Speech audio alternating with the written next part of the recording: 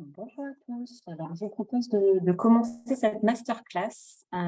Peut-être pour me présenter rapidement, donc je suis Alizée Bock, je suis responsable du programme Commande publique Grand Est au sein de Grand I9+.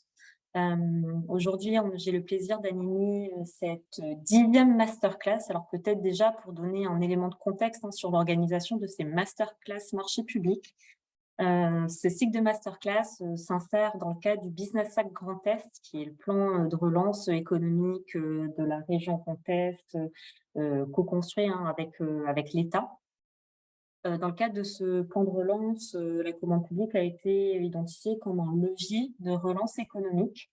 Et c'est dans ce cadre-là que sur les années 2020-2022, 2021-2022, un certain nombre d'actions structurantes ont vu le jour en région Grand Est, notamment le réseau Commande publique Grand Est, qui est un réseau d'appui aux entreprises pour se positionner sur les marchés publics, mais également la charte régionale de la commande publique qui vise à favoriser l'évolution des pratiques d'achat des acheteurs, justement pour qu'ils laissent une plus grande place aux entreprises régionales. Également a vu le jour la plateforme Apogée, qui est un agrégateur de marchés publics à l'échelle régionale, et donc qui peut faciliter l'identification des opportunités pour les entreprises du Grand Est. Et a notamment vu le jour ces formats de masterclass marché public qui visent justement à apporter un regard un peu plus stratégique sur la commande publique, sur des sujets d'actualité ou des sujets prospectifs.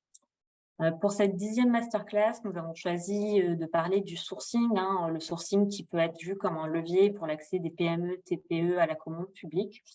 Et donc, pourquoi le sourcing? Tout simplement parce que les acheteurs publics, aujourd'hui, s'ouvrent de plus en plus à la pratique du sourcing.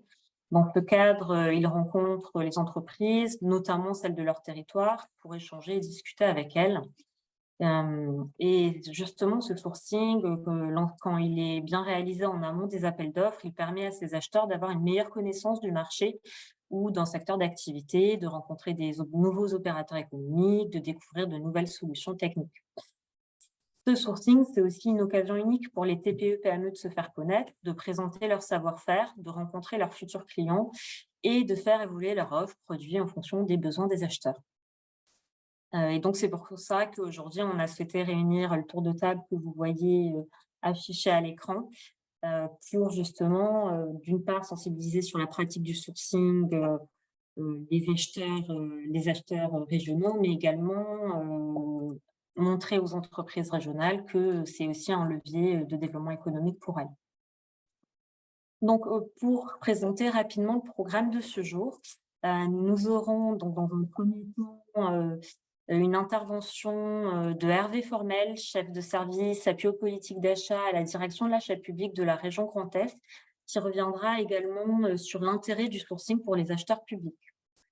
Dans un deuxième temps, nous parlerons des bonnes pratiques qui sont mises en place par certains acteurs publics. Et donc là, nous aurons un témoignage de la région Grand Est et de la région Île-de-France.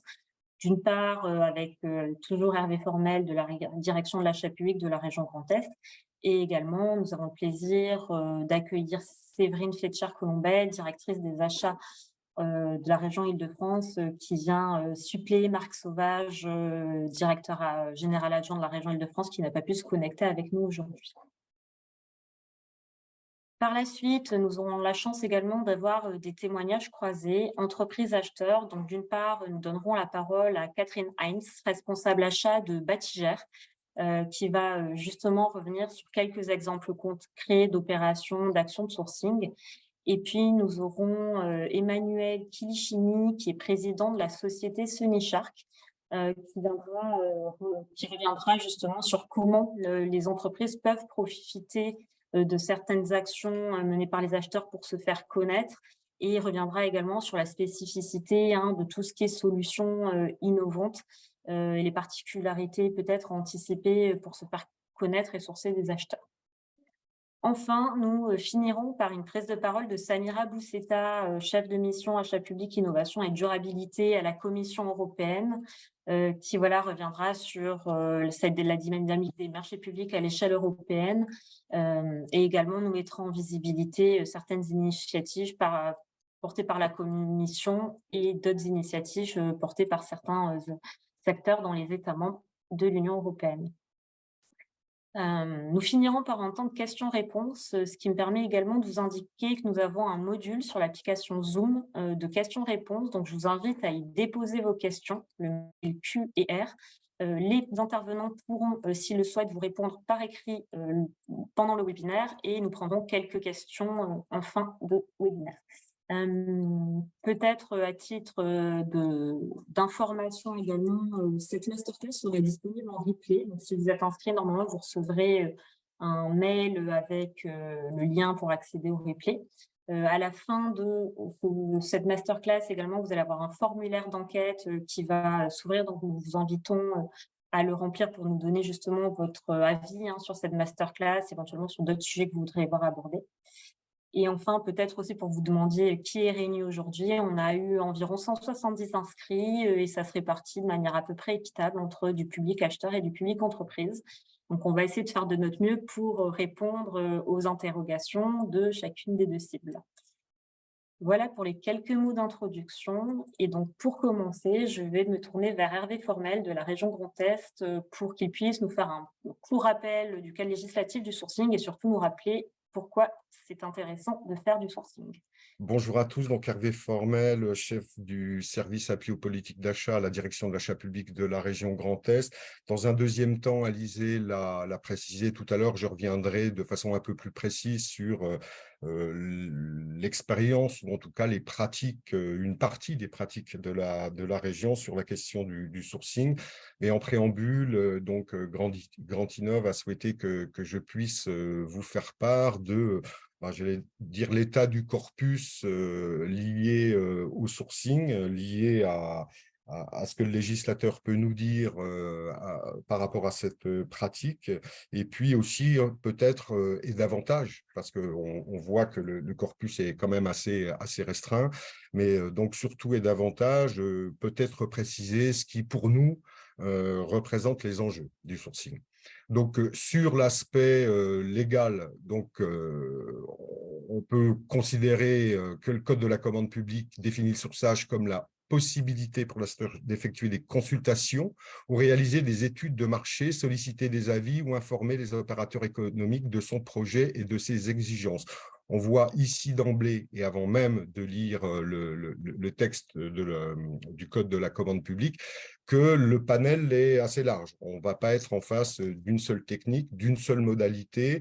C'est de fait tout ce qui va permettre à l'acheteur, dans une logique d'aide à la définition de son besoin, c'est ce que vous voyez dans le second paragraphe, de l'aider en amont du lancement de sa consultation à définir un certain nombre d'éléments susceptibles de pouvoir l'aider à la fois donc avant le lancement de la consultation pour définir son besoin, mais aussi prévoir dans la consultation, voire même dans l'anticipation de l'exécution de la prestation, imaginer tout ce qu'il doit réfléchir pour pouvoir prendre le moins de risques possible et répondre le plus finement possible aux besoins tels qu'ils s'expriment avant le démarrage du sourcing. Donc, je vous l'ai mis c'est pas vraiment un rouge, enfin bref, en une autre couleur. Le texte en question, donc l'article R 2111-1 de la commande publique, qui précise bien, et donc moi j'ai insisté là-dessus, on voit bien qu'il figure à la section aide à la définition du besoin. Donc, afin de préparer la passation d'un marché, l'acheteur peut effectuer des consultations ou réaliser des études de marché, solliciter des avis ou informer les opérateurs économiques de son projet et de ses exigences. Bien sûr, le texte est complété par, j'allais dire, les alertes d'usage concernant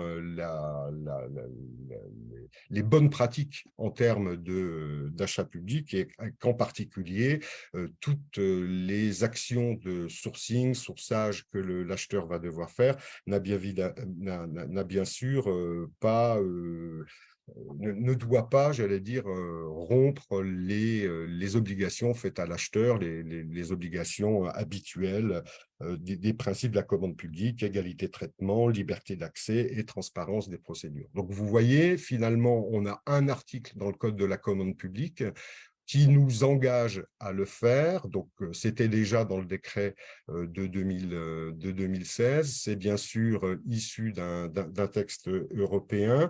Donc, on nous engage à le faire et en même temps, on ouvre largement, j'allais dire, à différentes manières d'envisager le sourcing. On peut passer à la diapo suivante. Donc, les objectifs, si on essayait de les résumer, c'est donc bien garantir la performance et la sécurité de l'achat de l'acheteur que de s'engager dans ce type de démarche en recherchant une concurrence large et loyale pour stimuler l'innovation, réduire les coûts de prestation, favoriser la croissance économique, voire même, il y a des points de suspension sur d'autres aspects. On sait tous que les aspects responsables de l'achat sont de plus en plus prégnants dans l'achat public. C'est aussi à ces questions-là que le sourcing doit pouvoir répondre. Toujours, bien sûr, dans une logique d'avoir la meilleure prestation possible, et dans le souci de l'intérêt général. Donc, on est bien à la croisée des chemins entre la performance économique, que ce soit dans la recherche de leviers de maîtrise de dépenses, mais aussi tous les aspects liés à la performance économique de nos achats. Bien sûr, bien connaître les fournisseurs et bien connaître leur performance sur tout un tas de sujets, que ce soit en organisation. On a parlé effectivement de leur responsabilité sociale, environnementale, mais ça peut être de tous les sujets qui vont, j'allais dire, nous permettre de connaître la performance du fournisseur de façon la plus précise possible. Imaginer la qualité de la relation contractuelle qu'on pourra avoir avec les fournisseurs et bien sûr la qualité de la prestation réalisée. On va pouvoir vérifier dans le sourçage un certain nombre de questions qu'on peut se poser sur des aspects techniques, industriels, d'organisation de services, et puis aussi pas surtout, mais aussi tout ce qui renvoie à la sécurisation juridique des contrats, des actes et des pratiques, anticiper le plus en amont possible, dès la phase de sourcing, ce qu'on va devoir inscrire dans notre cahier des charges pour qu'on prenne le moins de risques possible sur la consultation. Alizé me presse, donc on avance, merci. Donc, on est toujours sur assurer l'efficacité de l'achat public, donc connaissance des capacités de réponse aux enjeux de la collectivité. Le sourcing, c'est aussi la possibilité de se faire connaître. C'est aussi l'objet des rencontres ou des échanges qu'on va avoir avec les entreprises, c'est se faire connaître, expliquer son organisation, ses contraintes. C'est déterminer avec précision, ça va nous aider à déterminer avec précision notre besoin et ça va nous permettre aussi d'entendre en fonction de l'organisation des opérateurs comment on va organiser notre allotissement de façon la plus pertinente, quelle solution technique réaliste par rapport à ce qu'on imagine avant les consultations. Peut-être on va faire évoluer le cahier des charges de CCTP notamment en ayant interpellé un certain nombre de fournisseurs potentiels. Bien sûr, ça va renvoyer, je l'ai déjà évoqué, à une anticipation des risques, bien en connaissant bien l'organisation, les contraintes exprimées par l'entreprise. J'ai parlé des contraintes qui étaient les nôtres et qu'il fallait faire connaître aux entreprises de la même façon. Il faut qu'on puisse, nous, dans ces temps d'échange, comprendre les contraintes des entreprises pour en tenir compte dans le cahier des charges.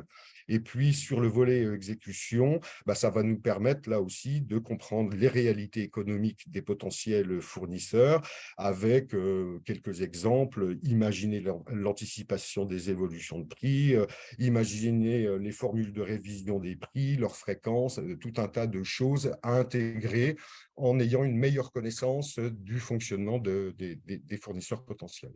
On peut passer à la suivante.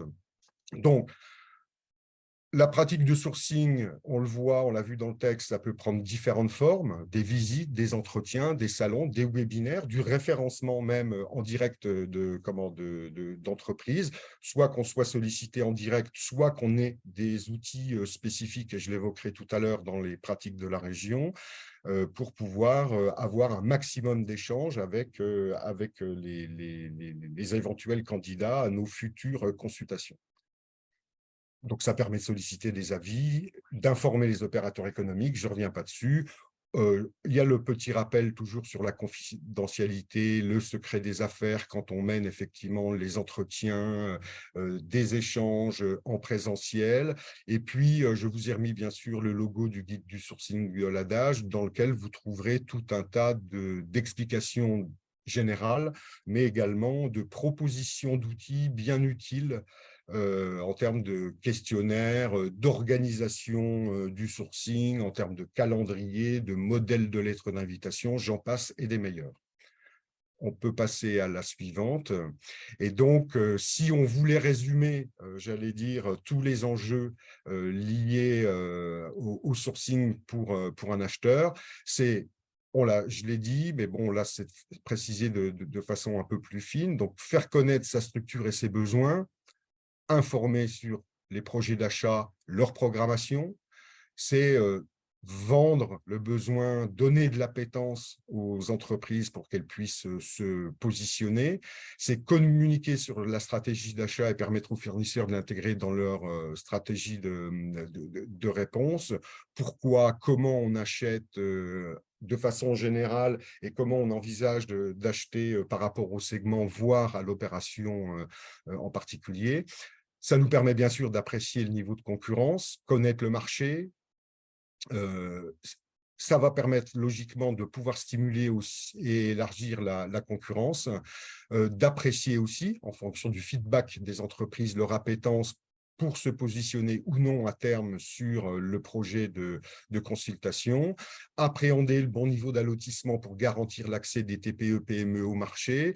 Hein, Alizé le rappelait, on est bien dans une masterclass avec cette idée toujours de favoriser, ou en tout cas de faire en sorte que les TPE-PME ne soient pas oubliés.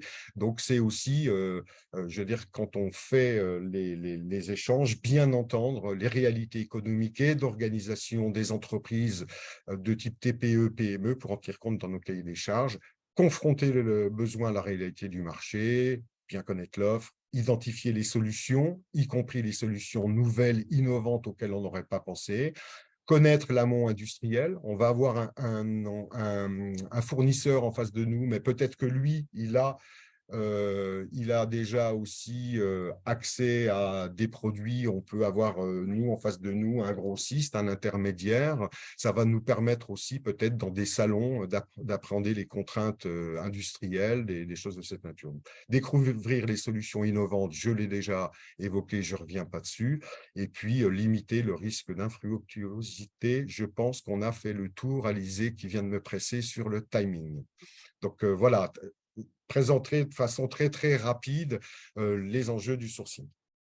Merci beaucoup Hervé pour justement ces précisions sur pourquoi les acheteurs ont intérêt à faire du sourcing et aussi ce qui permet aux entreprises d'avoir une meilleure compréhension des dynamiques des acheteurs.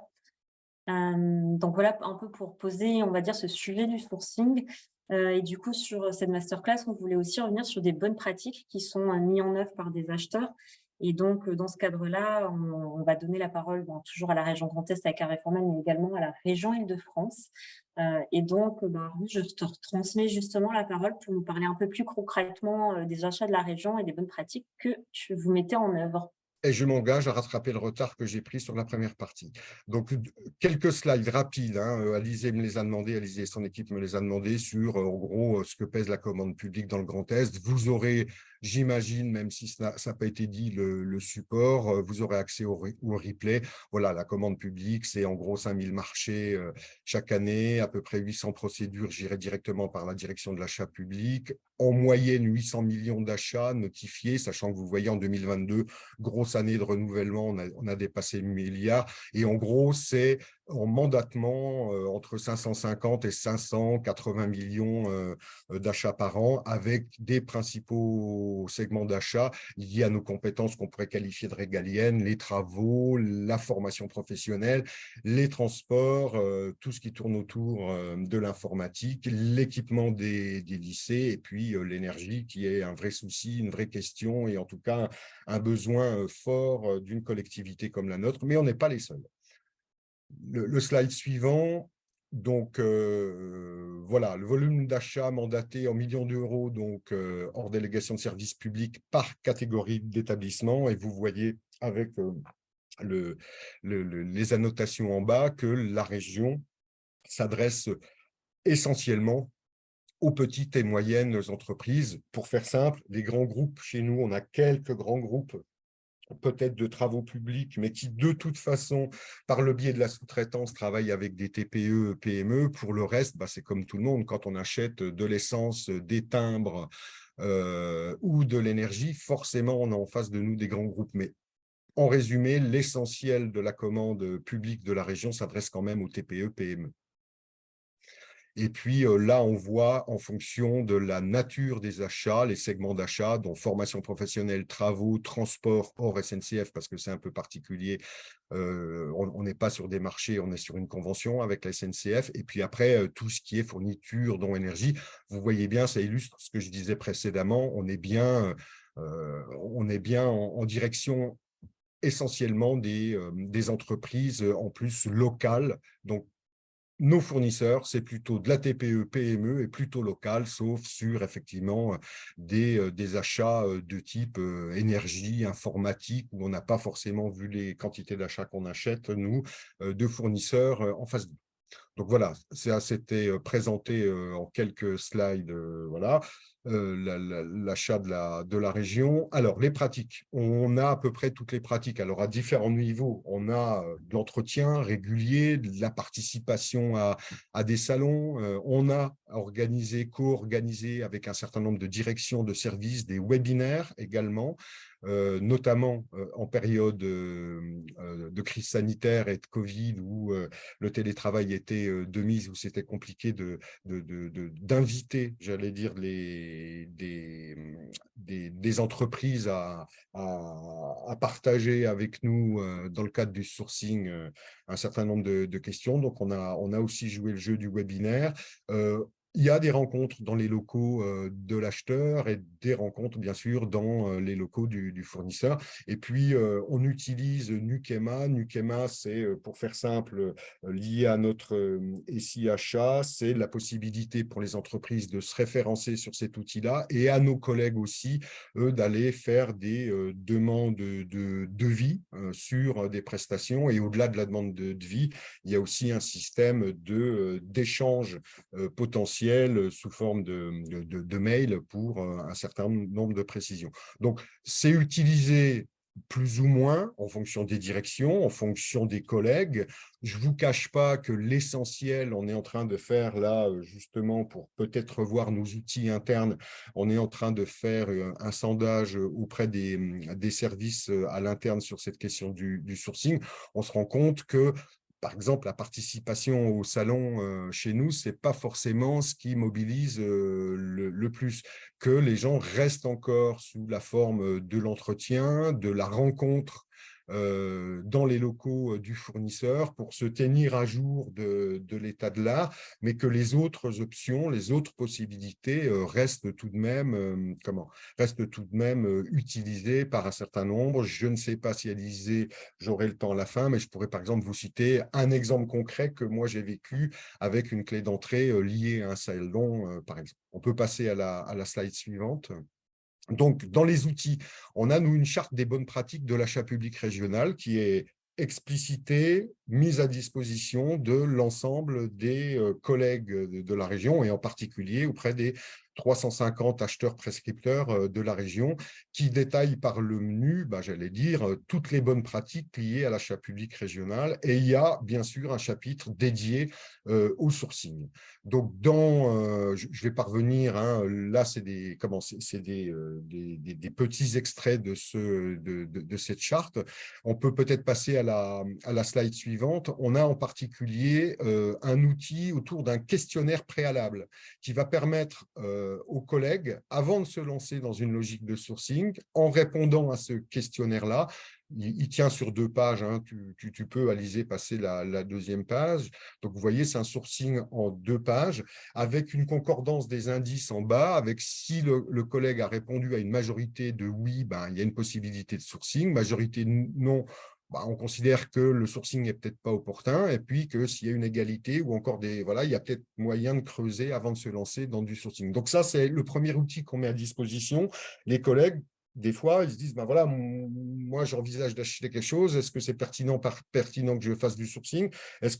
Il me semble que je connais bien le niveau de l'art, mais peut-être pas suffisamment. Je suis sur des segments d'achat où il y a finalement pas mal d'innovation. J'ai entendu dire par un collègue d'une autre collectivité que j'avais peut-être des possibilités d'aller chercher à droite et à gauche des nouvelles solutions. Donc voilà, ce questionnaire, c'est la première étape qui va permettre aux collègues de se positionner pour savoir si le sourcing est pertinent ou non pour eux. Et puis après, alors il n'y a pas tous les outils, hein, mais après, si la réponse est oui, on a, nous, une batterie de questionnaires qu'on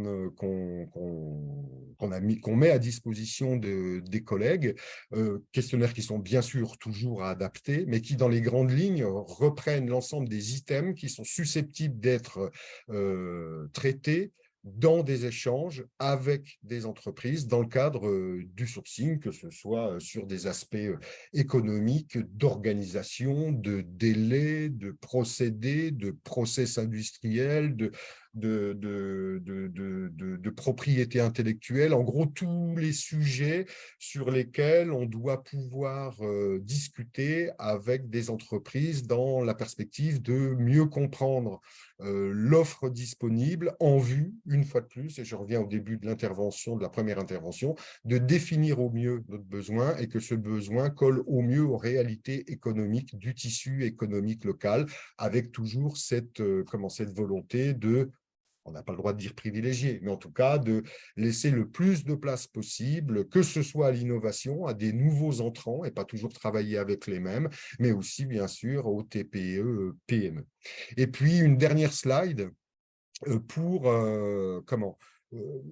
dire que il y a le sourcing, mais il y a aussi d'autres leviers. On peut aussi faire du benchmark. On peut mobiliser le benchmarking qui est quand même un peu différent, puisque là, on s'adresse pas aux entreprises, mais on s'adresse à nos pairs, hein, généralement de taille équivalente, mais pas que, auprès desquels on va pouvoir poser un certain nombre de questions. On sait que les collègues de la région Île-de-France ont lancé il y a 6 mois, 1 an, une consultation sur un segment d'achat que nous, on envisage de lancer dans 3 mois. On va pouvoir les appeler pour avoir des retours d'expérience. On a, nous, de façon quotidienne, une collègue qui alimente une bibliothèque de DCE consultable sur le serveur marché public qui est ouvert à l'ensemble des agents de la région et qui vont leur permettre, classés par segment d'achat, de voir un peu le corpus, ou en tout cas tout ce que d'autres collectivités ou d'autres acheteurs publics ont pu mettre en place, et ça peut donner des idées en allant éplucher ces DCE-là. Et puis, je finirai, puisqu'on est aussi invité par Grand Innov, par dire qu'il y a tout un tas aujourd'hui d'initiatives collectives à l'échelle de la région Grand Est qui traitent de ce sujet-là parmi d'autres, et que tout ça est repris dans le cadre de la charte de la commande publique de la région Grand Est et des groupes techniques qui sont en déclinaison de ça. Voilà. Je crois que j'ai fini et j'espère que j'ai tenu le timing sans trop l'avoir dépassé. Merci Hervé, c'est parfait.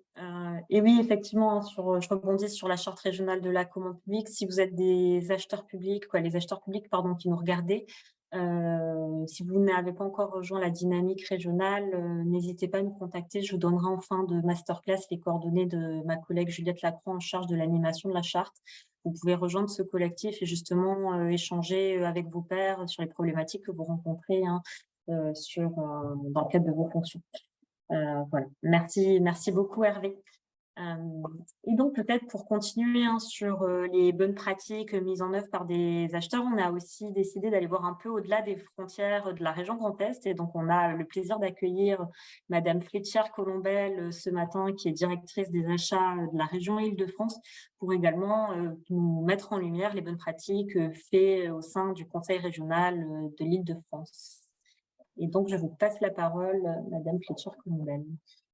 Merci beaucoup. Bonjour à tous. Donc, je vais vous présenter en quelques mots les achats de la région Île-de-France. Donc, grosso modo, on est sur 1 milliard d'euros de budget annuel en dépenses mandatées. On a environ 2500 fournisseurs. On fait partie d'un pôle, enfin, la direction des achats fait partie d'un pôle, donc, comme l'a dit tout à l'heure Alizé, qui est dirigé par Marc Sauvage, qui est DGA au sein de la région.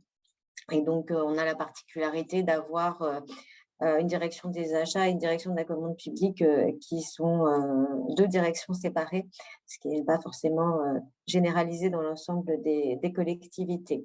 On intervient grosso modo sur les mêmes familles d'achats que la région Grand Est, à l'exception du transport, puisque nous, le transport est porté par Île-de-France Mobilité, donc ne fait pas partie du périmètre de la région, mais on fait tout ce qui est construction, rénovation, restructuration des 474 lycées de la région, plus le reste du patrimoine, des bâtiments patrimoine. Donc, on a un château de Villarceau, un hôtel particulier dans Paris, des îles de loisirs, donc une petite diversité.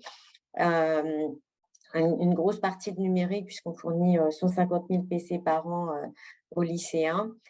Et puis, on porte également toute la partie transformation numérique de la région. C'est un gros enjeu à la fois pour la région en direct et pour les usagers de la région. On s'efforce de simplifier et usagers au sens large du terme. Bien sûr, on a toute la fourniture liée au lycée, y compris les denrées alimentaires qui sont une nouvelle famille d'achat qu'on a embarquée depuis 2 ans. Et puis également tout ce qui est prestations intellectuelles, donc formation professionnelle, et puis voilà, diverses. On a externalisé une partie de l'instruction de dossier, des centres d'appel, etc., puisqu'on a mis en place des mutuelles régionales pour les franciliens. Et puis après, on s'occupe de tout ce qui est prestations de services classiques. Voilà. On peut passer. Voilà. Donc, nos fournisseurs, on a 75% de fournisseurs qui sont des PME. Et 79% de nos fournisseurs sont implantés en Île-de-France. Voilà. Donc, au sein de la région Île-de-France, nous avons monté en 2019 une centrale d'achat. Cette centrale d'achat, elle permet à tous les acheteurs publics franciliens de s'approvisionner sur la base de nos marchés. Donc, on a une douzaine de catégories d'achats qui vont de l'impression au contrôle technique réglementaire aux denrées alimentaires. Et donc, tous les acheteurs publics de la région Île-de-France, sous réserve qu'ils aient signé leur convention d'adhésion, peuvent acheter sur ces conventions. On a également, depuis le début de l'année, un incubateur au sein de la région. Cet incubateur permet d'identifier un certain nombre de startups et de les accompagner donc sur des thématiques comme le handicap, comme le développement durable. Et ça va nous permettre aussi, en tant qu'achat, d'identifier un certain nombre de nouvelles entreprises avec lesquelles nous pourrions être amenés à travailler, ou en tout cas qu'on pourrait sourcer sur nos prochaines consultations. Et puis, nous sommes en train de monter en partenariat avec le pôle développement économique chez nous, une plateforme qui s'appelle Carrefour des entreprises, sur laquelle on va mettre à la fois les entreprises qui sont aidées par la région Île-de-France, mais ça va servir aussi de réceptacle à toutes les sociétés qui souhaitent se faire connaître auprès de la région, de façon à ce que l'on puisse avoir une trace de toutes les entreprises qui nous contactent. Et puis, en parallèle de ça, on va travailler sur la mise à disposition de toute notre programmation achat. On va passer au slide suivant, sur le site de la région, de façon à ce que effectivement les entreprises aient accès aussi et puissent se faire connaître sur notre programmation achat. Donc, nous, on a deux aspects, en tout cas, dans ce qu'on pourrait caractériser de sourcing. Il y a une partie que j'appellerais plutôt veille marché, et puis une deuxième partie qui est vraiment du sourcing. Il y a un projet précis. On fait 2 fois par an une gestion prévisionnelle des achats, c'est-à-dire que chacun des pôles de la région, des directions de la région, inscrit dans notre SI achat ses futurs achats et les budgets associés. Ce qui nous permet d'avoir une visibilité globale sur ce que l'on va avoir à acheter. Et également, ça va nous permettre de faire notre plan d'achat et notre plan de charge, de regrouper certains sujets, de voir ce qui peut être travaillé en marché réservé ou à destination de l'économie sociale et solidaire, de travailler aussi sur l'innovation et puis de prioriser classiquement. Donc, sur la partie veille marché, qui est donc sur notre plan prévisionnel, je vais réévoquer un peu ce qu'on a déjà évoqué, enfin ce que la région Grand Est a évoqué, c'est les rencontres fournisseurs en bilatéral, les rencontres par thématique, les salons. On en fait, mais on n'en fait pas assez. De manière générale, les rencontres avec les fournisseurs, il faut qu'on les densifie. En tout cas, d'un point de vue plus général.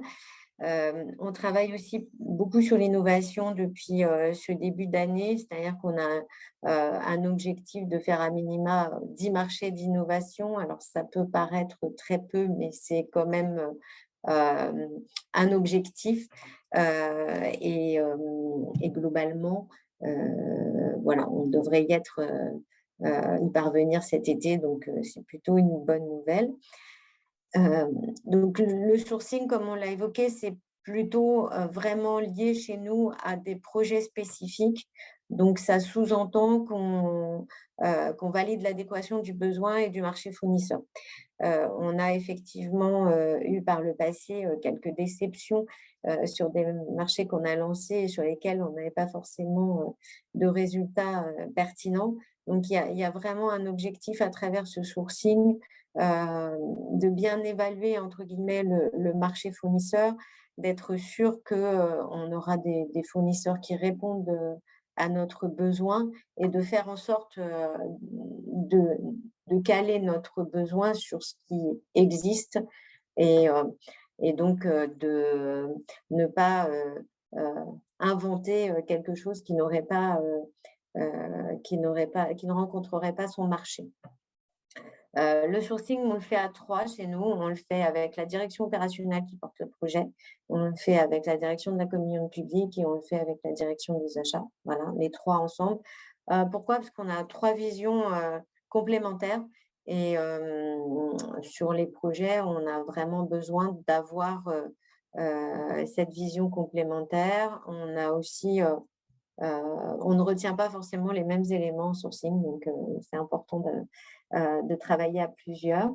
On a ce qui a été évoqué tout à l'heure, des questionnaires que l'on personnalise en fonction des projets, ce qui permet d'avoir une synthèse derrière des différents sourcings, des rendez-vous en présentiel ou en distanciel et bien sûr des comptes rendus de réunions.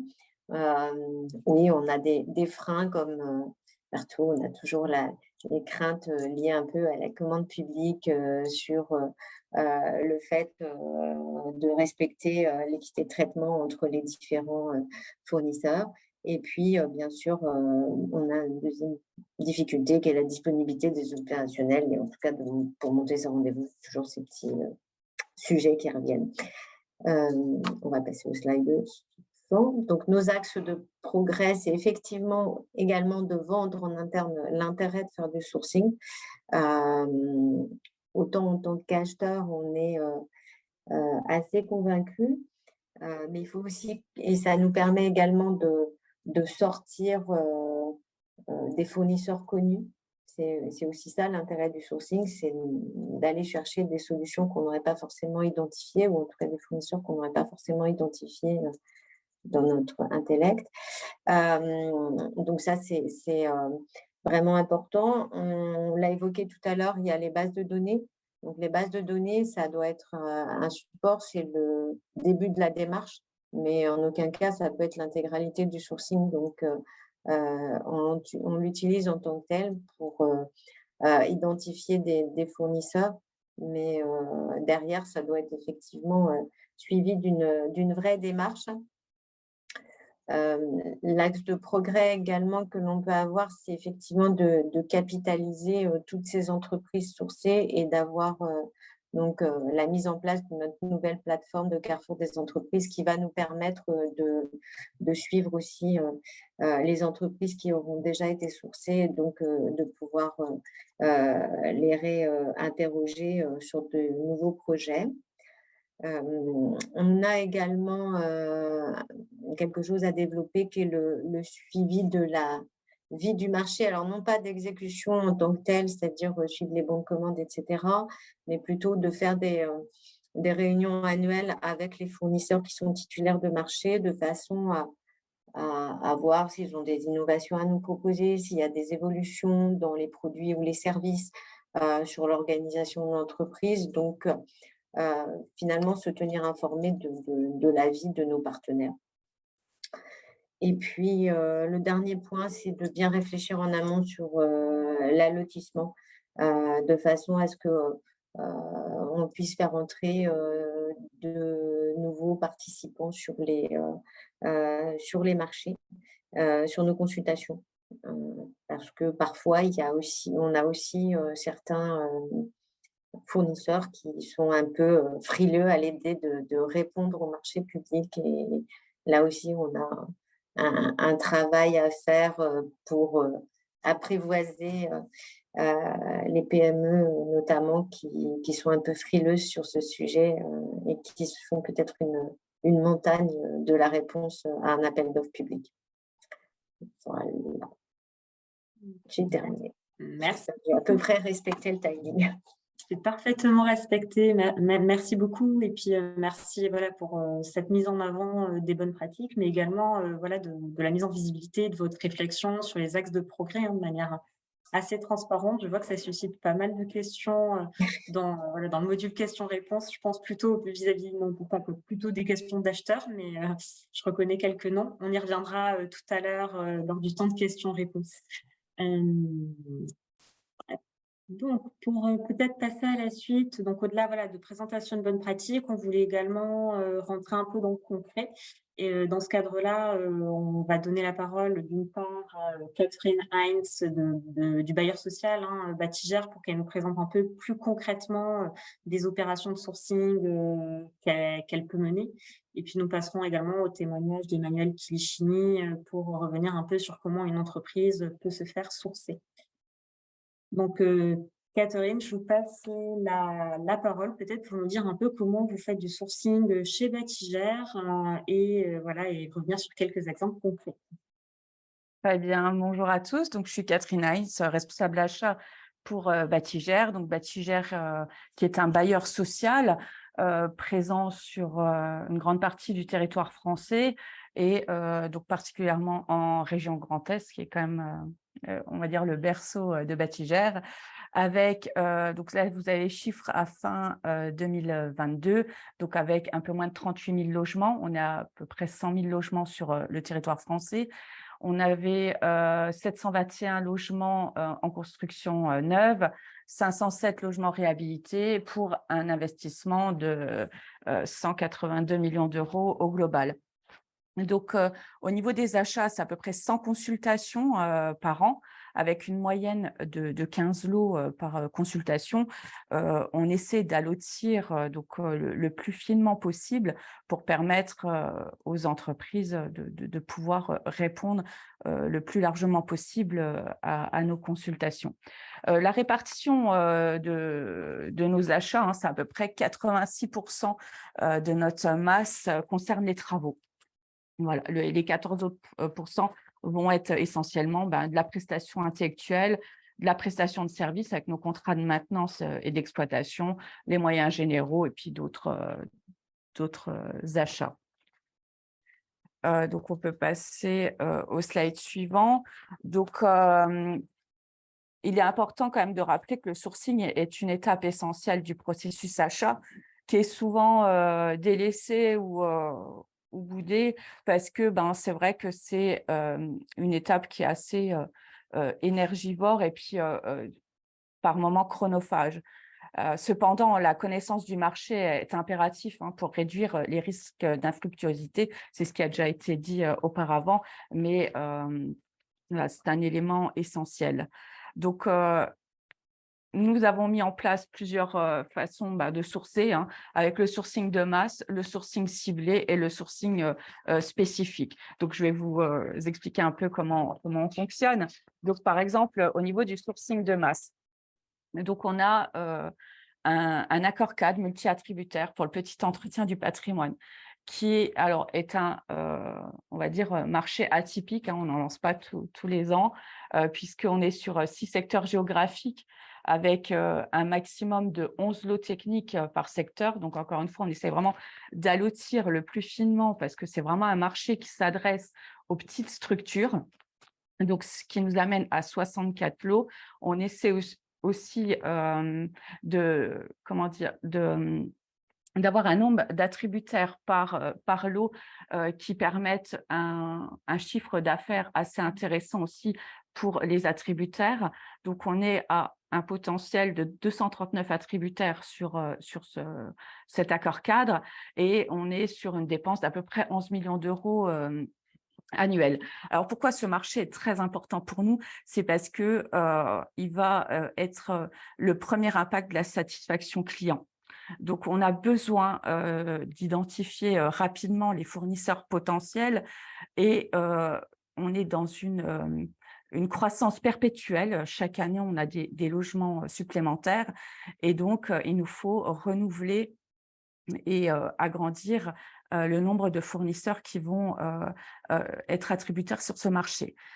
Donc, on a eu l'aubaine de pouvoir participer aux rencontres organisées sur la région Grand Est, que ce soit des rencontres spéciales bailleurs sociales ou des rencontres plus généralistes, où on a pu organiser un sourcing de masse parce qu'on nous a servi finalement sur un plateau un vivier de fournisseurs potentiels très importants et on a pu, alors bien sûr sur un temps réduit mais très bien orchestré, leur parler de ce marché, leur donner bien sûr quelques contraintes mais les avantages puisque ça leur assurait un volant d'affaires sur plusieurs années et de les inciter à venir participer à des réunions d'information qu'on faisait en interne et sur chaque secteur géographique pour pouvoir apporter non seulement une explication de texte à ce qu'on attendait, mais également se nourrir des retours d'expérience des fournisseurs potentiels qui pouvaient déjà être sur d'autres accords cadres ou également nous dire que voilà, ce qu'on demande ou ce qu'on veut demander n'est pas possible et nous expliquer pourquoi. Donc, ça a été dit aussi, mais c'est très important d'expliquer nos contraintes et d'entendre aussi les contraintes du marché. Voilà, c'est très important puisque, bien sûr, ça réduit ensuite l'infructuosité. Donc, ça fait une bonne transition avec le sourcing ciblé parce qu'effectivement, voilà, il arrive d'avoir des lots infructueux. Donc, j'ai pris l'exemple du lot serrurerie parce que, alors s'il y a d'autres bailleurs, ça leur parlera également. Il y a une période où on a vraiment eu une infructuosité générale sur ce lot. Et lors des rencontres, justement, bailleurs, on a pu échanger et se rendre compte qu'effectivement, c'était plutôt généralisé, mais qu'il y avait quand même des fournisseurs présents dans la salle. Donc, on a eu l'opportunité de participer à une table ronde qui a été organisée dans le cadre des rencontres de la commande publique, donc à l'issue d'une des rencontres, et on a pu échanger avec les professionnels. Et donc, on se satisfaisait finalement de se dire, bon, c'est le marché, c'est comme ça, il y a une pénurie de main-d'œuvre, il y a une pénurie d'entreprises, et finalement, on se satisfaisait de ce constat. Or, en échangeant donc avec ces professionnels, on s'est rendu compte qu'on avait des cahiers des charges inadaptés. Donc, on nous a dit que souvent, c'était des cahiers des charges un petit peu fourre-tout. Et donc, comme effectivement, il y avait beaucoup de consultations, quand les cahiers des charges étaient inadaptés, eh bien, les potentiels candidats se permettaient de mettre de côté ce qui ne correspondait pas finalement à leur spécialité. Donc, on nous a aussi fait remonter qu'on laissait des temps de réponse trop courts. Donc là, c'est pareil, on a pu nous aussi leur expliquer nos contraintes, puisque quand on est aux achats, on est souvent finalement la variable d'ajustement du timing. Malheureusement, c'est vrai qu'il faut pouvoir laisser un temps important aux candidats pour répondre. Mais voilà, on leur a expliqué aussi que nous, on avait des contraintes internes et ça a été tout à fait entendu. Voilà, donc l'idée est d'aller sur une planification plus fine des achats. Donc, on y travaille pour pouvoir justement la publier sur certains sites et permettre aux entreprises de s'organiser pour répondre à ces consultations. Et donc, la dernière thématique, c'est le sourcing spécifique. Donc, qui est en adéquation avec notre politique achat responsable. Donc, on s'est aperçu qu'on peut avoir les meilleures intentions, mais sans connaissance du marché et sans accompagnement surtout, on peut manquer notre cible et puis faire un coup d'épée dans l'eau et finalement perdre toutes les bonnes volontés. Donc, on s'est rapproché, nous, du réseau GESAT avec lequel nous avons un partenariat. Et dans le cadre de nos marchés réservés, de notre envie de pratiquer les marchés réservés, on les a missionnés pour nous réaliser une cartographie des entreprises, donc par activité et par secteur géographique, donc et de pouvoir également nous donner leur capacité à prendre de nouveaux marchés, voire leurs intentions de développement de nouvelles activités, puisque finalement, on pourrait s'inscrire dans un partenariat si une structure désire développer une nouvelle activité, en être finalement également acteur. Donc ça, c'était très important puisque c'est pareil, on avait pratiqué des lots réservés, on a eu quelques infructuosités parce qu'effectivement, on n'était pas sur un bon secteur géographique où les entreprises qu'on avait sourcées par nous-mêmes n'avaient pas forcément les capacités de pouvoir prendre un nouveau marché. Deuxième façon aussi de fonctionner, on a décidé de mettre dans un de nos marchés donc une clause sociale. Et donc, c'est un marché d'entretien des parties, des bureaux, pardon. Et donc, j'ai questionné le réseau GESAT qui a mis en place une demande d'information qu'on va souvent trouver sous le terme de RFI, Request for Information, dans certains outils, et a sondé le marché potentiel. Et donc, on s'est rendu compte qu'avec toutes les bonnes intentions que nous avions, eh bien, ce n'était pas possible. Ce n'était pas possible parce que notre cahier des charges ne répondait pas finalement à nos attentes ou à leur finalement façon de fonctionner.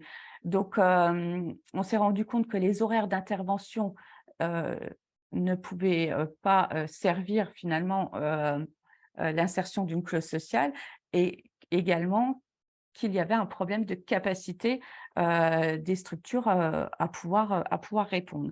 Donc, ça a été en amont, bien sûr, de la consultation, et c'est un moyen de pouvoir retravailler le cahier des charges et d'être accompagné aussi et de se nourrir de ces retours pour pouvoir ensuite mettre une clause à laquelle on peut tout à fait répondre.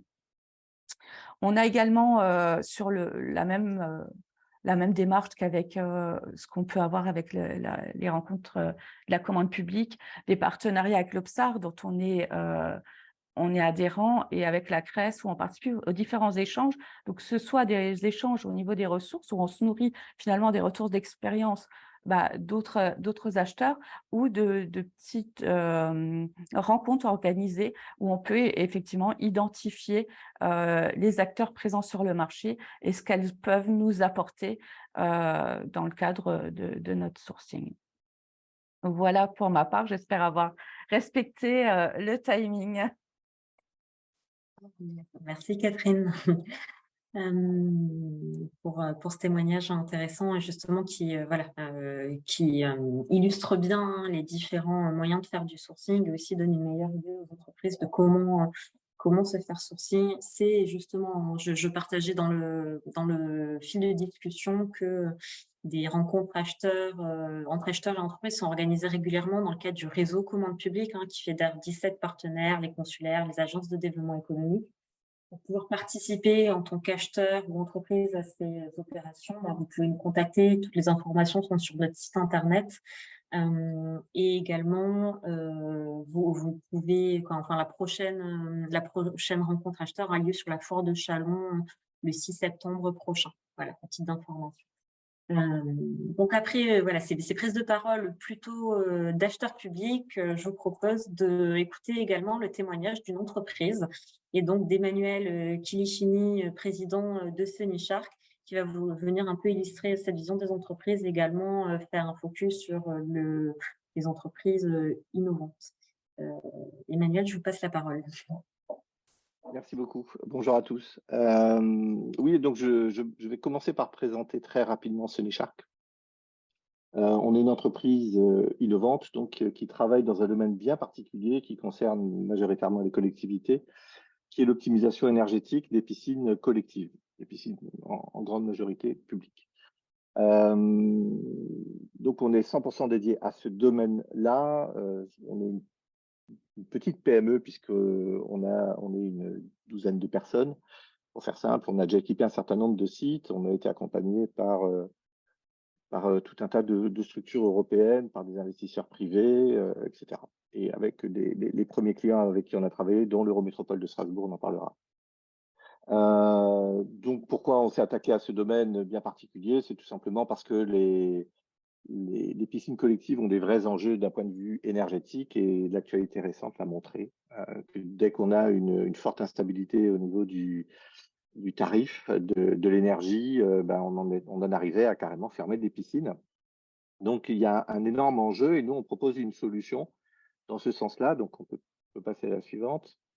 Et en gros, sans entrer du tout dans les détails, notre solution consiste tout simplement à faire du pilotage à distance, à assister le pilotage à distance, entre guillemets, pour assurer les deux fonctions principales d'une piscine, qui sont la santé du bâtiment et le confort des baigneurs, en dépensant uniquement la quantité d'énergie qui est indispensable pour le faire sur la base des équipements qui sont présents. Donc c'est une solution principalement informatique et qui vise à chercher cet équilibre. Donc très grossièrement, l'architecture du système, on a un coffret, on a des capteurs, on a une liaison informatique, et donc on remonte les informations et on descend en ajustant les consignes à tout moment. Voilà. Pour vous expliquer très rapidement en quoi consiste notre fonction.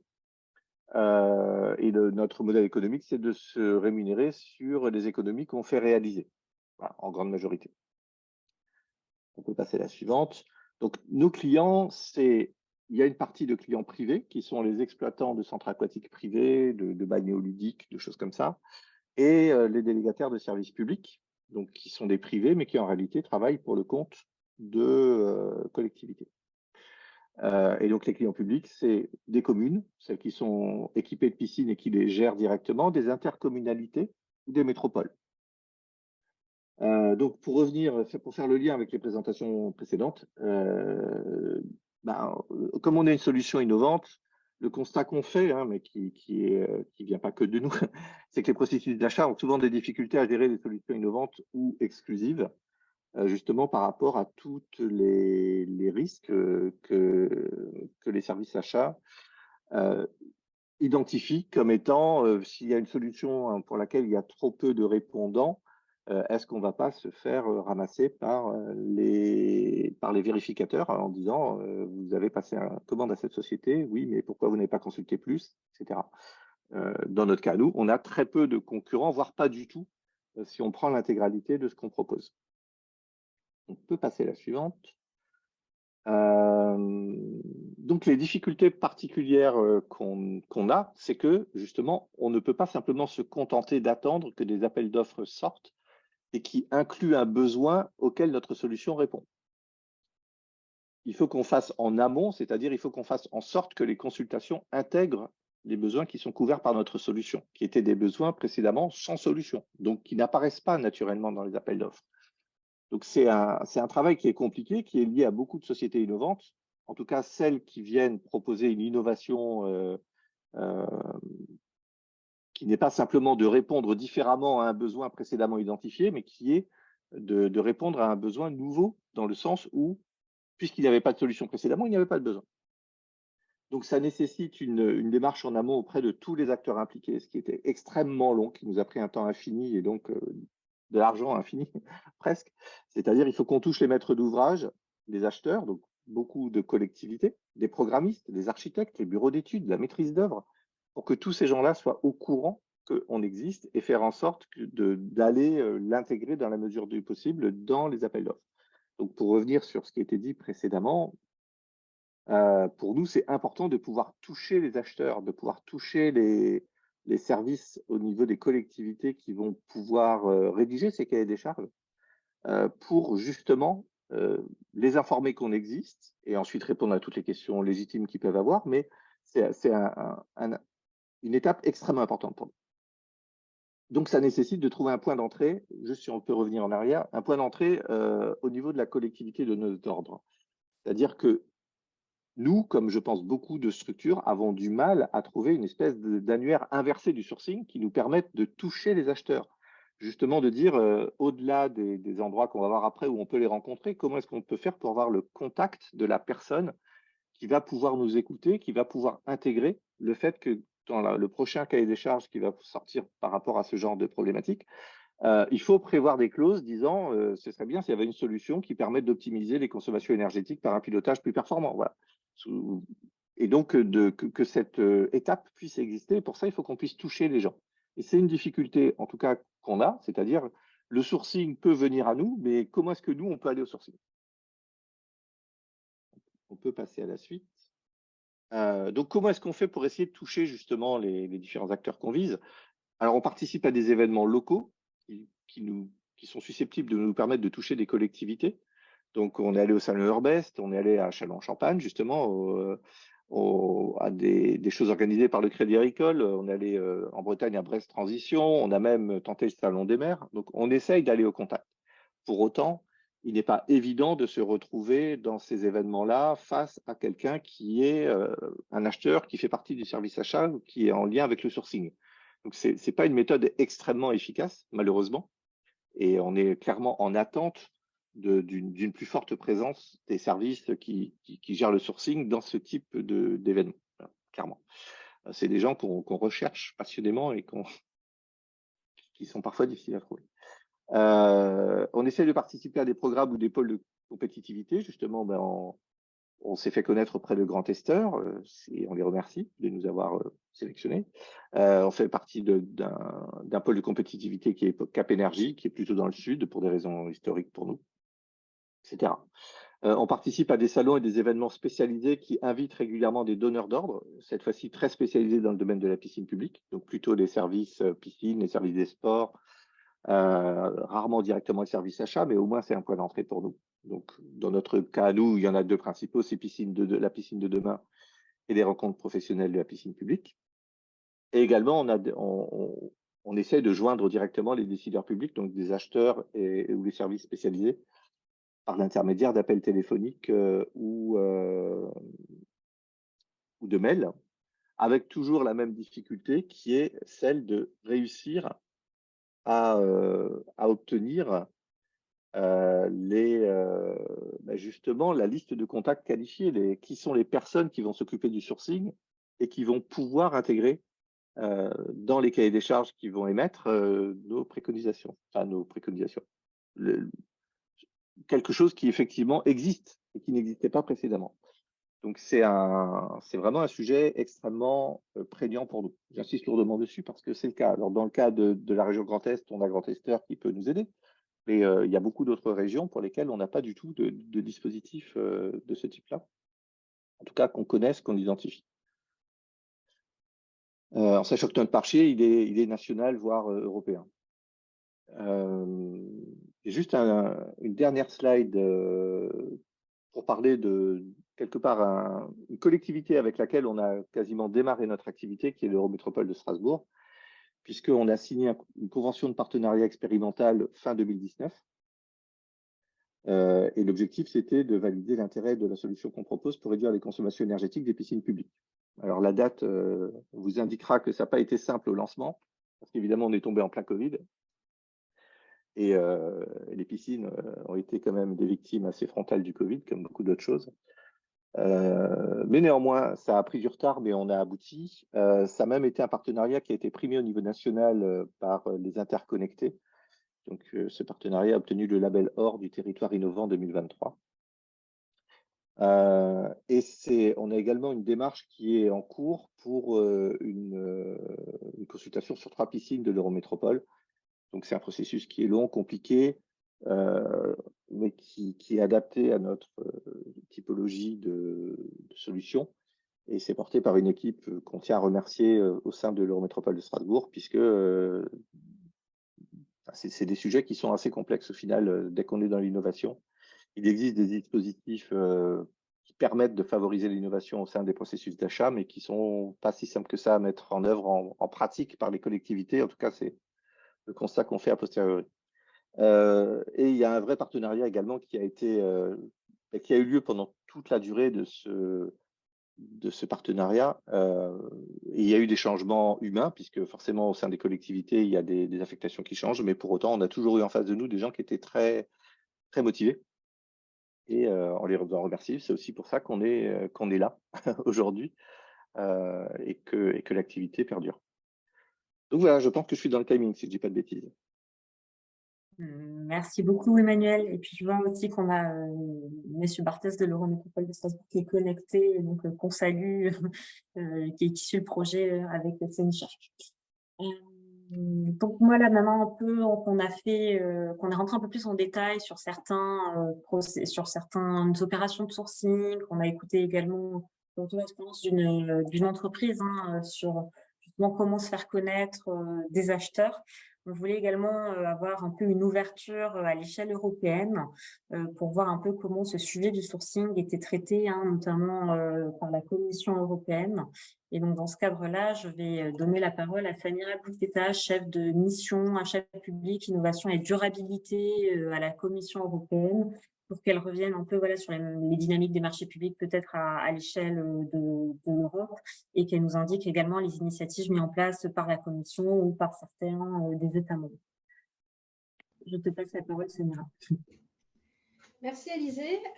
Bonjour, je suis très contente d'être là et j'avoue que les précédentes présentations ont été vraiment aussi très intéressantes pour moi. Je pense que ma présentation est un petit peu en lien avec la dernière présentation par la start-up. Donc, moi, je suis Samira Bousseta, je travaille à la DG Group, qui est la DG en charge du marché intérieur, PME, entrepreneuriat et industrie, dans l'unité qui est en charge des marchés publics, enfin de la politique relative aux marchés publics. Et donc, moi, je m'occupe des sujets d'achat public, d'innovation et de développement durable. On peut passer à la prochaine slide. Merci. Je voulais commencer cette présentation rapidement pour vous donner quelques chiffres, juste au niveau européen, de ce que représentent en fait les marchés publics. Et en fait, nous traitons ce type de données plutôt sous l'angle puissance ou pouvoir en fait économique des acheteurs publics, de pouvoir quelque part aider au développement ou à l'émergence de nouveaux marchés, notamment de marchés portés par des PME et des startups. Donc, on a vraiment ce vecteur innovation et développement durable. Aujourd'hui, on estime qu'il y a un peu plus de 250 000 acheteurs publics, gros acheteurs publics en Europe, en tout cas par rapport aux chiffres qu'on a qui sont liés à TED, qui est la base de données des marchés passés au-dessus des seuils. Mais ce qui est intéressant, c'est de voir en fait que nous, finalement, on traite un peu que le sommet de l'iceberg, puisque la majorité des marchés publics passés en Europe sont en dessous des seuils. Et c'est pour ça qu'aussi, on développe un certain nombre d'initiatives pour aller justement aider les acheteurs publics sur le terrain à pouvoir développer des pratiques achats permettant d'aller vers des entreprises européennes qui développent des solutions vertes et innovantes et durables. Prochaine slide, s'il vous plaît. Alors, pourquoi on fait ça? C'est parce qu'en fait, on est en train d'observer, nous, à l'échelle européenne, qu'il y a un changement de paradigme dans l'approche des achats publics. Notamment un inversement du focus qui était très lié sur la partie centrale, donc vraiment la partie procédure, hein, vraiment que sur la partie, je dirais, qui est liée à la passation hein, des marchés publics, à en fait un focus qui va être plus sur l'amont et sur l'aval. L'amont étant la préparation du marché et vraiment travailler avec les différents écosystèmes pour pouvoir être en connexion avec les solutions qui émergent et qui vont de plus en plus, qui vont être finalement celles qui vont mieux répondre aux problématiques qui sont de plus en plus complexes et qui sont traitées notamment par les achats, et surtout en aval, c'est-à-dire aussi le focus sur l'exécution du contrat et comment créer finalement une vraie collaboration, un vrai partenariat avec le fournisseur, et notamment suivre l'exécution du contrat et voir si le niveau de performance qui était promis par le fournisseur se passe vraiment sur le terrain. Prochaine slide, s'il vous plaît. Donc, en fait, c'est vrai que de notre point de vue, et ça, c'est un vrai sujet, c'est que le sourcing n'est pas du tout utilisé au niveau où il devrait l'être. Comme ça a été précisé lors du début de cette masterclass, sur le plan, je dirais, des textes, le sourcing est maintenant intégré dans les textes et quelque part permet aux acheteurs de se sentir libres d'aller vers le marché. Mais on a aujourd'hui des indicateurs qui nous montrent que ce n'est absolument pas le cas, puisque, je dirais pas la totalité, mais une grande majorité des marchés publics qui sont passés au niveau européen aujourd'hui, que ce soit au-dessus des seuils ou en dessous des seuils, il n'y a qu'une seule offre quand il y a une offre qui est faite pour l'appel d'offres qui est lancé. Ce qui veut dire qu'il y a un vrai souci sur la mise en concurrence ou tout simplement la stimulation du marché pour avoir suffisamment d'offres intéressantes pour l'acheteur par rapport aux besoins qu'il exprime. Nous, aujourd'hui, effectivement, on traite ce sujet de sourcing principalement sous l'angle de l'innovation et des achats socialement responsables. On peut rester sur la même slide, c'est parfait. Mais en essayant d'utiliser ce prisme pour montrer effectivement que ces pratiques-là devraient être développées sur l'ensemble des achats, même quand ils ne concernent pas l'innovation. Et donc, pour ça, on a produit un guide sur les achats publics d'innovation, un autre guide sur les achats socialement responsables qui comporte tous les deux une section en fait qui va décrire étape par étape comment les acheteurs publics peuvent organiser leur sourcing. On a même mis des annexes avec des exemples de questionnaires, des exemples même de mails et des exemples de bases de données que les acheteurs publics peuvent utiliser pour aller sourcer. L'idée, c'était vraiment je dirais, ouvrir les acheteurs publics, quelque part les libérer, entre guillemets, en leur donnant vraiment des outils les plus pratiques possibles, les plus utilisables possibles, mais surtout en leur expliquant que aujourd'hui, la législation européenne est vraiment en faveur du sourcing. Il faut certes l'organiser, mais en tout cas, les outils sont là. Slide suivante, s'il vous plaît. Donc, pour aller encore plus loin, on a développé des brochures, donc des documents très pratiques, en fait, qui décrivent finalement,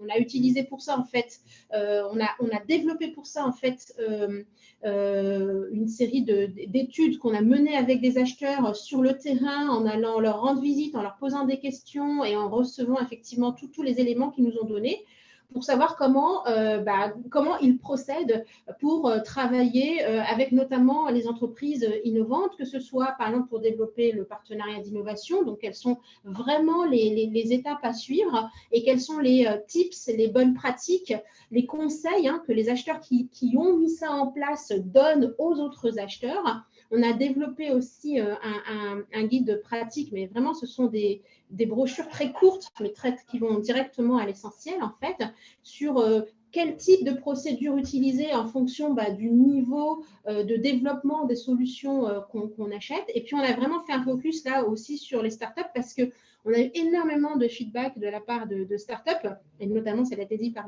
le speaker précédent, qu'ils ne savaient pas forcément comment faire, comment adresser les acheteurs publics, comment travailler, comment collaborer avec les acheteurs publics.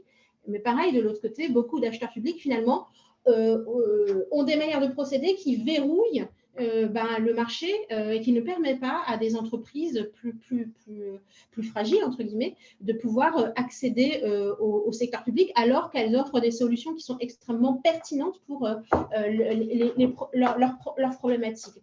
Donc, notre objectif ici, c'est vraiment de pouvoir, je dirais, montrer que c'est tout à fait possible, mais surtout donner des outils aux acheteurs pour pouvoir vraiment le faire. Slide suivante, s'il vous plaît. On ne fait pas que ça, on ne fait pas que développer des connaissances nouvelles. Et d'ailleurs, sur les connaissances nouvelles, je ne l'ai pas dit, mais on a aussi réalisé un certain nombre d'études qui sont aussi disponibles sur notre plateforme, qui visent vraiment à aider les acheteurs aussi à évaluer, lorsqu'on est en matière d'achat d'innovation, comment évaluer le prix d'une solution innovante. Ce n'est pas forcément hyper simple, on a essayé d'être plus concret là-dessus. On essaie aussi de développer des initiatives pour tester des manières de travailler et notamment le développement d'espaces de collaboration entre acheteurs publics et entreprises et principalement entreprises innovantes.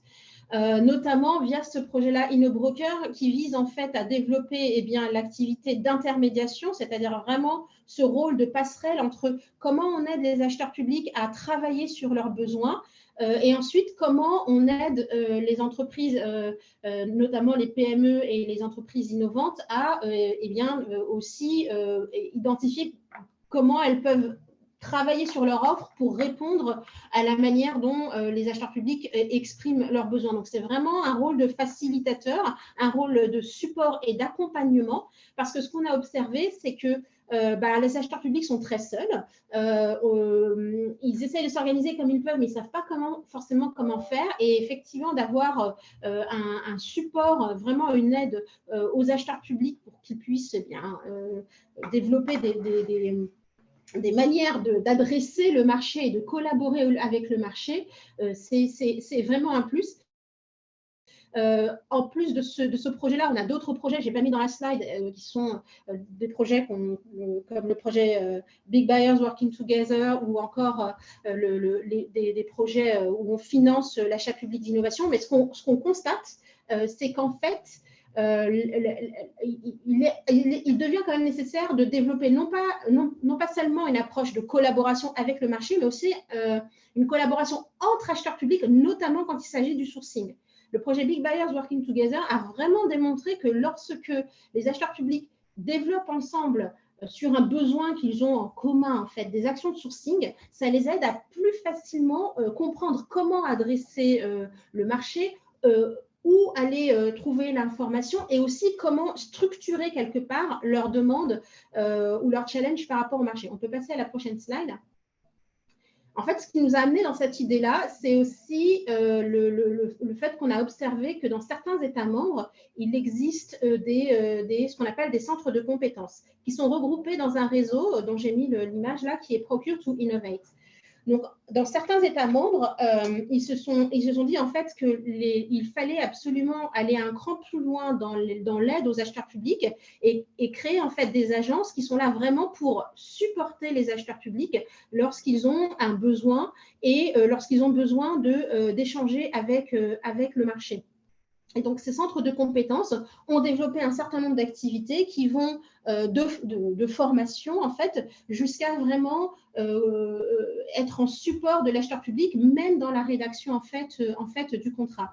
Et ces agences-là ont aussi montré, notamment en Italie, par exemple, sur tous les achats qui concernent notamment la transformation digitale, que souvent, il était plus facile aux collectivités de se regrouper pour aussi adresser d'une manière assez harmonieuse, entre guillemets, leurs besoins. Pourquoi ? Parce qu'en fait, si on s'adresse notamment aux porteurs d'innovation innovantes, eh bien, lorsque la demande elle est fragmentée, ils ne savent pas comment l'adresser et ils vont perdre énormément d'énergie alors qu'ils n'en ont pas les moyens à essayer de comprendre que la demande de cette collectivité est certes libellée de manière différente, mais que l'autre collectivité, finalement, a exactement le même besoin. Et donc, que ce soit via le projet Big Buyers Working Together ou ces initiatives-là qui sont regroupées dans le réseau Procure to Innovate, ils ne font pas de l'agrégation comme le feraient des centrales d'achat ou des groupements de commandes. Non, ils vont essayer de dire aux acheteurs publics, quelque part, vos besoins sont relativement les mêmes. Est-ce qu'on ne pourrait pas rédiger ensemble le challenge pour que finalement la manière dont vous adressez le marché soit assez compréhensible pour le marché et comprendre que quelque part, vous avez les mêmes besoins. Après, chacun va acheter de son côté, chacun fera son cahier des charges. Mais au moins, les entreprises innovantes auront finalement une meilleure vision de quels sont les besoins de la demande qui sera exprimée quelque part un peu d'une manière assez similaire. Il y a d'autres initiatives dans les États membres. Je parle effectivement de l'initiative de l'Ecolab qui est développée donc dans le cadre de la mission Green Tech Innovation, tout un programme et notamment un Living Lab où il y a un regroupement de collectivités en Île-de-France et qui va aussi, ils sont en train de créer des émules dans d'autres régions de France qui hébergent des startups et des PME avec cette idée de connecter les challenges des collectivités, que ce soit un problème d'efficacité énergétique, enfin, voilà, tout le domaine de la green tech, avec ce qui émerge effectivement des startups. Et c'est vraiment des espaces de réflexion et de collaboration pour mieux comprendre d'un côté la demande et de côté l'offre. Et on peut cliquer sur la dernière slide, je crois que j'ai terminé et j'espère que j'ai pas trop… voilà. J'ai plein d'autres exemples, j'ai dû en choisir que quelques-uns, mais je reste disponible pour les questions s'il y en a. Merci Samira. Et du coup, je profite de rebondir sur ton intervention également pour indiquer aux entreprises ou aux acheteurs qui nous écoutent qu'on a aussi beaucoup de choses structurées en région Grand Est sur ces sujets d'achat d'innovation. Donc, je le mettais dans le chat. Et Emmanuel Kilichini en a parlé également. Il y a le programme Grand Esteur, justement, qui vise à faciliter l'accès des entreprises innovantes au dialogue avec les collectivités du Grand Est. On travaille également avec l'équipe Grand Esteur travaille également avec les collectivités pour les aider à sourcer de l'innovation, à formuler leurs besoins et aussi les aider dans la contractualisation avec des entreprises innovantes. On a même développé un guide dans le cadre du programme Grand Esteur pour faciliter l'identification de cadres juridiques pour contractualiser avec des modèles types de contrats. Voilà, donc l'équipe Grand Est reste à votre disposition sur ce sujet-là. Je souligne également, j'en parlais tout à l'heure, de la charte régionale de la commande publique Grand Est. Et donc, dans ce cadre-là, on anime des groupes de travail entre acheteurs. Et donc, on a un groupe de travail dédié à ce sujet de l'achat d'innovation. Donc, voilà, donc pour le public du Grand Est qui nous regarde aujourd'hui, déjà deux beaux dispositifs qui vous permettent de travailler sur ces sujets d'achat d'innovation. Grand Esteur, vraiment plutôt sur les logiques de collaboration pour projets d'expérimentation, et la charte vraiment pour travailler entre acheteurs sur le sujet de l'achat d'innovation. On pourra y revenir éventuellement s'il y a des questions. Donc, je vous propose de passer au temps de questions-réponses. Je vois qu'on a eu quand même pas mal de questions dans le chat, donc je vais essayer de le prendre dans l'ordre. Je vois également que certaines questions ont déjà été répondues par écrit par nos intervenants. Donc, j'en reprendrai quelques-unes si jamais on a le temps également pour que ce soit porté à connaissance collective. Donc, en question, donc, on a David qui se demande s'il existe une liste des acheteurs pour la région afin de se faire connaître, ou en site web marché public. Alors, je vais apporter une première piste de réponse, mais n'hésitez pas, notamment les acheteurs publics présents aujourd'hui, à venir compléter, hein. À ma connaissance, il n'y a pas de liste d'acheteurs pour la région, si on parle de tous les acheteurs publics en région Grand Est, hein, si telle est la question. Par contre, on a la plateforme Apogée, donc on peut mettre éventuellement, Stéphane ou Catherine, l'équipe peut éventuellement mettre dans le chat, dans le fil de discussion, le lien vers la plateforme Apogée. Elle permet aux entreprises de se créer un compte et de paramétrer des profils de veille et de faire des recherches justement sur les marchés qui pourraient intéresser les entreprises. Voilà, et avec également une possibilité de faire une recherche par territoire, hein, si on ne veut pas forcément intervenir sur l'intégralité du territoire régional. Alors, une autre question de Audrey Marche-Gouin. Une start-up nationale innovante présente dans le Grand Est peut se faire référencer sur le site Grand Esteur. Faut-il impérativement avoir son siège dans le Grand Est? Alors, sur cette question-là également, je prends la main, vu que j'ai également la casquette de responsable du programme Grand Esteur. Il faut effectivement avoir une implantation en région Grand Est, pas nécessairement son siège, et par contre avoir vraiment une réelle activité économique, hein, en région Grand Est, avec une équipe aussi, hein, sur le territoire. C'est vrai que le programme Grand Esteur, hein, est opéré par Grand Innov Plus avec le soutien de la région Grand Est, et a notamment pour objectif de soutenir le développement économique des entreprises régionales. Donc voilà, donc s'il y a une réalité d'activité sur le territoire de la région, vous pouvez être éligible au programme, et ça, je vous invite à contacter info@grandesteur.fr pour vous faire connaître si vous souhaitez avoir plus d'informations. Donc ça, c'était pour les quelques questions qui restaient non répondues, mais je vais peut-être en prendre une ou deux qui sont parues dans le chat et qui ont été répondues par écrit. Alors, on avait la question par rapport à l'intervention d'Hervé Formel, de est-ce que l'exemple de questionnaire sourcing peut être mis à disposition. Donc Hervé, je te laisse peut-être répondre, même si je vois qu'une réponse a été apportée par écrit. Oui, on pourra transmettre, j'imagine, à Stéphane, c'est la réponse que j'ai faite, pour pouvoir retransmettre après. Voilà. Alors, une fois de plus, hein, je le disais tout à l'heure, c'est des exemples qui nécessitent bien sûr d'être adaptés au projet d'achat que celui qui l'a demandé aura. Mais en tout cas, il y a probablement, pas l'essentiel, on n'a pas cette prétention, mais en tout cas un maximum d'items sur lesquels on doit pouvoir interroger une entreprise quand on fait du sourcing direct au sens le plus abouti qui soit. Okay. Et puis, je rappelle que dans le guide, alors c'est pas tant une grille de questions liées à du sourcing, mais à de l'appel à compétences, hein, qui est encore un peu différent. Mais en tout cas, dans le guide du sourcing de l'ADAGE, il y a aussi, là, me semble-t-il, un questionnaire en référence qui est un très bon exemple des différents items, voire d'un certain nombre de questions qui peuvent être posées à des entreprises dans le cadre du sourcing. Merci Hervé. Et donc, je précise peut-être pour notre auditoire qui est Stéphane Pastor, qui a justement partagé ses coordonnées, hein, dans le fil de réponse. Donc, Stéphane Pastor est chef de projet au sein de l'équipe Commande publique Grand Est, Voilà, et une des personnes de l'équipe est notamment celle qui a contribué à l'organisation de cette masterclass, et je le remercie voilà, pour sa mobilisation sur cette action.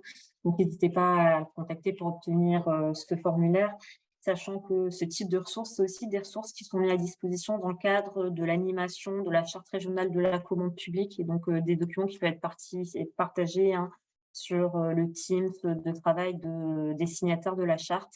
Voilà, et donc on pourra aussi veiller à le partager, notamment avec notre collègue Juliette Lacroix en charge de l'animation de la charte de la commande publique. Une autre question donc, qui était adressée plutôt à la région Île-de-France, donc suite au sourcing, benchmark et à la stratégie achat validée par tous, qui rédige le DCE? Est-ce la direction opérationnelle? Donc peut-être Madame Fletcher-Colombel, je vous laisse répondre par oral quand même à la question, même si une réponse écrite a été faite. Oui. Donc, le DCE, chez nous, il est co-écrit. D'une part, le CCTP est rédigé par la direction opérationnelle. Bien sûr, à chaque fois, il y a toujours le groupe projet qui relie conjointement les documents. L'annexe financière est réalisée par la direction des achats, ainsi que toutes les notions du CCAP qui sont liées aux pénalités, aux formules de révision de prix, etc. Donc, plutôt les éléments économiques du projet, et le reste est rédigé par la DC. Voilà, donc chacun contribue. Merci beaucoup pour la réponse. Je vous en prie. Je vois également qu'on a une question qui était adressée à Catherine Heinz de Batigère. Comment faites-vous évoluer les critères d'achat responsable dans vos cahiers des charges, du qualitatif au quantitatif? Oui, alors j'ai répondu par quelques exemples, mais c'est vrai que je vais compléter un petit peu. Dans le cadre de la rédaction de notre déclaration de performance extra-financière, on s'est rendu compte qu'on avait beaucoup de bonnes actions isolées en termes d'achat responsable. Donc, ça nous a permis quand même de les mettre en avant. Et on a décidé du coup de structurer notre démarche. Donc, pour ce faire, on a participé à un parcours, le parcours sourcing durable, peut-être que certains connaissent, qui est un parcours qui est fait sur la région Grand Est, à l'initiative de la CCI et de l'ADEME. Et ça nous a permis un petit peu de faire un état des lieux, de prendre en compte aussi toutes les parties prenantes, et finalement de sortir un peu de notre zone de confort. Voilà. Et donc, suite à cette participation à ce parcours, parce que bon, le sujet n'est pas facile, hein, on a pu mettre en place une politique d'achat responsable. On a mis en place une charte d'engagement réciproque avec nos fournisseurs, donc qui a été présentée à un panel représentatif de nos fournisseurs avant de l'annexer à nos consultations. Charte qui a été bien accueillie par nos fournisseurs, par aussi bien les grandes structures que les petites, parce qu'elles nous ont dit que ça va permettre aussi, ça va leur permettre également de se structurer sur les thématiques. Et on a mis en place un plan d'action. Donc effectivement, on avait déjà des bonnes pratiques comme concernant l'insertion par l'activité économique, où on demandait dans chaque marché de travaux aux entreprises d'avoir un certain nombre d'heures qui est calibré en fonction du marché et de la spécialité. Donc là, on se satisfaisait pendant assez longtemps d'afficher un nombre d'heures. Avec l'association AMLI, qui fait partie également du groupe Batigère, on a mis en place un suivi beaucoup plus qualitatif, où on va pouvoir afficher le nombre de personnes qui ont bénéficié de ces heures, les sorties dynamiques, le nombre de formations que ça a généré, etc. Voilà, pour pas juste avoir un affichage horaire, mais vraiment se dire, voilà, les heures réalisées sont vraiment une réussite. Et puis, comme j'ai pu aussi le dire dans le cadre du sourcing, on réalise des benchmarks du sourcing pour être sûr que les critères qu'on va demander peuvent être oui, remplis par un maximum de structures, parce nous, on travaille quand même beaucoup avec des petites entreprises. Donc, encore une fois, des fois, on a des idées reçues en se disant que les petites entreprises ne vont pas pouvoir suivre, mais on a quelques groupes de travail en parallèle de la charte de la région, où on se rend compte que d'autres structures, d'autres acheteurs arrivent à mettre certains critères en place.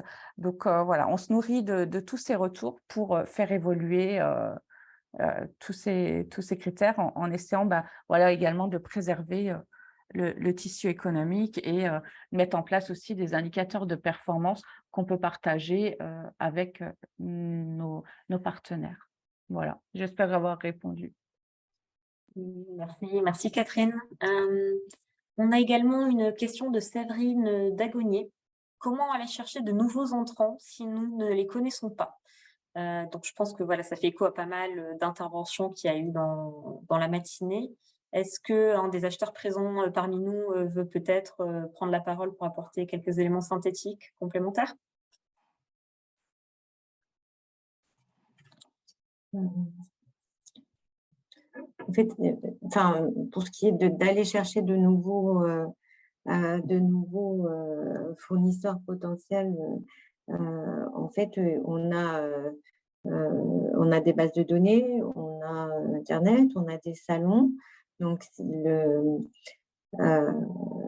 c'est comment on cherche la bonne information et comment on arrive à trouver de nouveaux partenaires, de nouvelles entreprises potentielles qu'on peut interroger.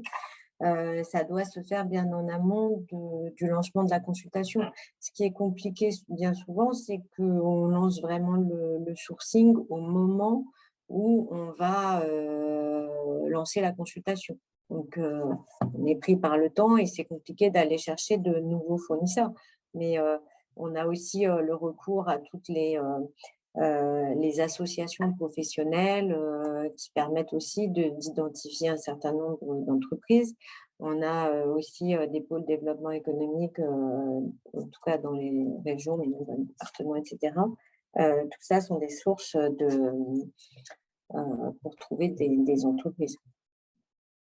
On a évoqué le GESAT, on a évoqué Nukema. Voilà, ce sont également des outils qui peuvent servir pour l'identification de nouveaux partenaires potentiels. Merci beaucoup pour ces éléments de synthèse. Alors, je vois que Samira Boussetal veut lever peut-être la main pour intervenir, c'était peut-être une erreur. Oui, juste rapidement, en complément, en fait, cette question est très intéressante parce que c'est vraiment aussi un peu le cœur de ce qu'on essaie de développer.